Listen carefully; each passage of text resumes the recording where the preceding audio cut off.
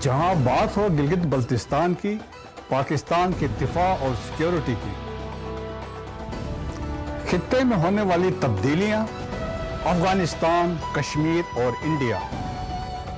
ہم رکھیں گے گہری نظر،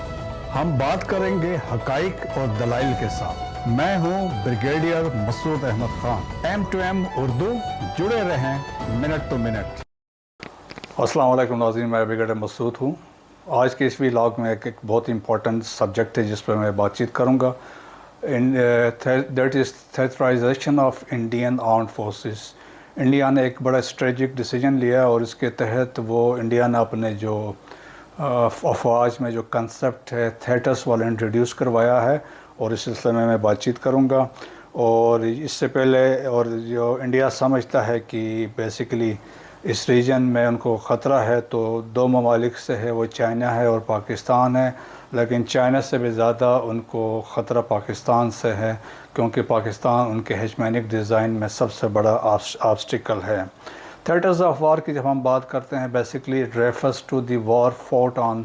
لینڈ پہ جو لڑی جاتی ہے، ایئر پہ جو لڑی جاتی ہے یا سی پہ لڑی جاتی ہے، ان اسپیسیفک ایریا میں اس کو تھیٹر آف وار کہا جاتا ہے۔ ورلڈ وار 2 میں یہ کنسیپٹ آیا تھا، جس میں جب ڈفرینٹ کنٹیننٹس میں دور جگہوں پہ جنگیں لڑی گئی، اور جس طرح تھا ساؤتھ ایسٹ ایشین تھیٹر تھا، میڈیٹیرین تھیٹر تھا، مڈل ایسٹرن تھیٹر تھا، پیسیفک تھیٹر تھا، نارڈک تھیٹر تھا، اس طرح کے بڑے تھیٹرز تھے، افریقن تھیٹر تھا، اور یہ کنسیپٹ بیسیکلی انٹروڈیوس کروایا تھا یونائٹڈ اسٹیٹس نے۔ اور آج جب دیکھا جائے تو یونائٹڈ اسٹیٹس کے پاس 11 کے قریب کمبٹ اور جغرافیکل فنکشنل تھیٹرز ہیں اکراس دی گلوب، اور اس کے بعد سب سے زیادہ چائنا کے ہیں 5 ہیں، پھر رشیا کے 4 ہیں، اور چائنا کا جو ویسٹرن تھیٹر ہے جو تبت میں ہے وہ لک آفٹر کرتا ہے لداخ انڈینٹلی آکوپائڈ جموں اینڈ کشمیر کو،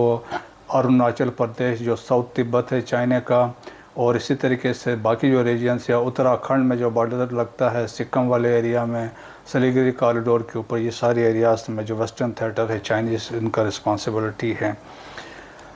انڈیا کے دیکھے جائے تو آلریڈی ان کے 2 انٹیگریٹڈ ٹرائی سروسز سمجھ لیں کہ سروس کمانڈس ہیں، ایک تو نکوبار اور انڈمان اور نکوبار ٹرائی سروسز کمانڈ ہیں، اور اس کے بعد سیکنڈ ہے دی اسٹریٹجک فورسز کمانڈ ہے، جو بڑے ہائی لیول کے جو کمانڈ سمجھی جاتی ہیں۔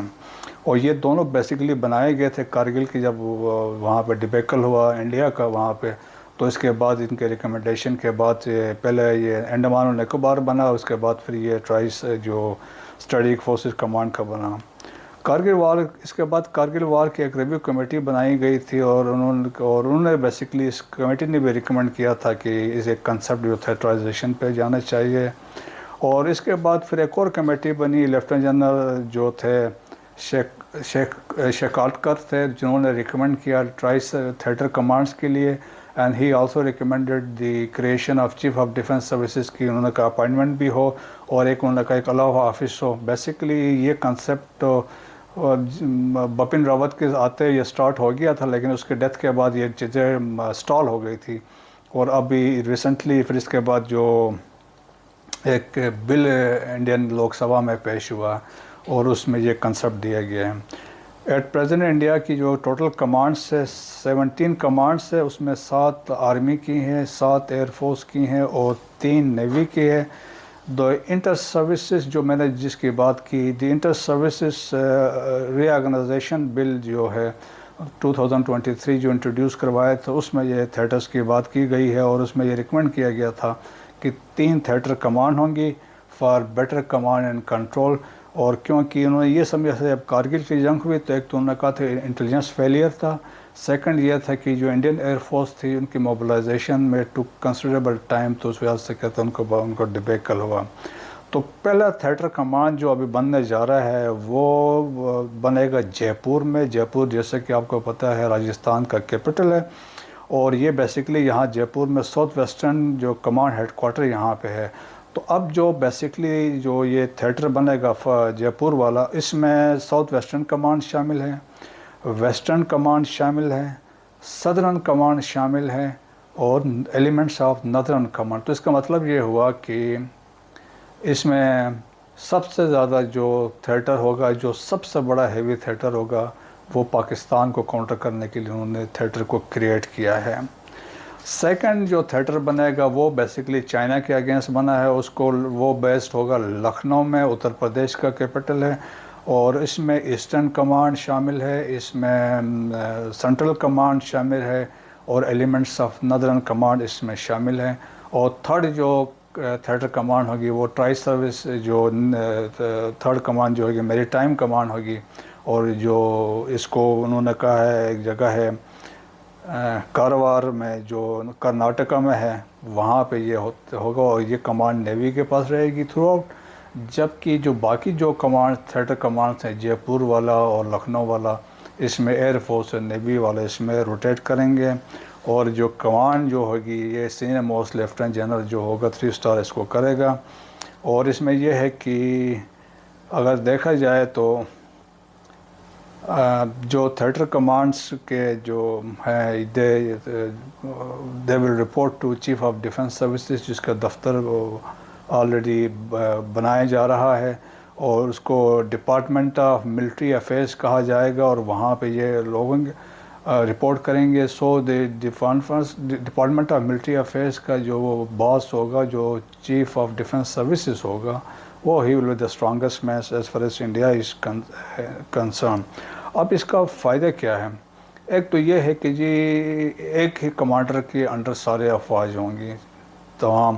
تو اس کے امپلائمنٹ اس کے لیے ایک تو ایزی ہوگی، اس کو پتہ ہوگا کہ جی کیا کیا ایسٹس اویلیبل ہے اور کہاں کہاں امپلائی ہو سکتا ہے۔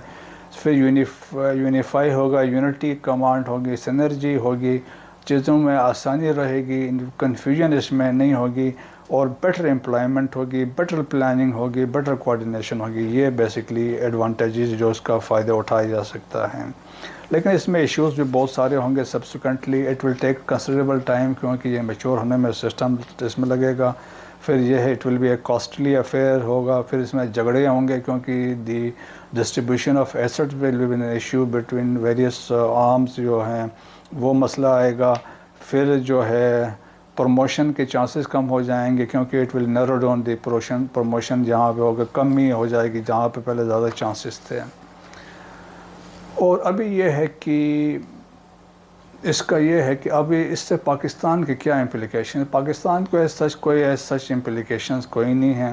پاکستان پہلے بھی ان کے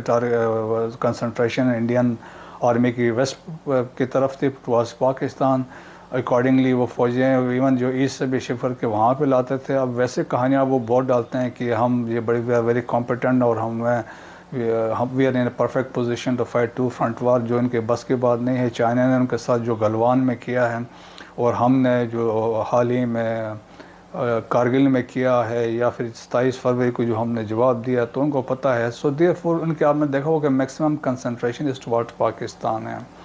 اور ان کے اس طریقے سے رافیل جو طیارے ہیں وہ ہیں، جو S-400 میزائل لائے ہیں وہ بھی ٹوارڈس پاکستان ہے۔ سو تھریٹ جو ہے پاکستان سے،